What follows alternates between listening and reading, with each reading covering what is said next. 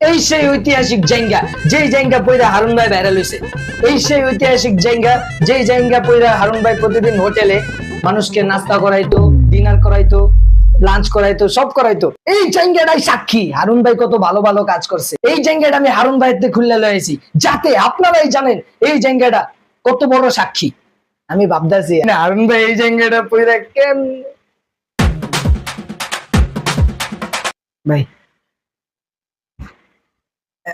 সবকিছুর একটা নিয়ম কানুন আছে, নিয়ম কানুন মেনটেন করে চলা লাগবে। মারবেনই তো নাকি? এখন মারেন।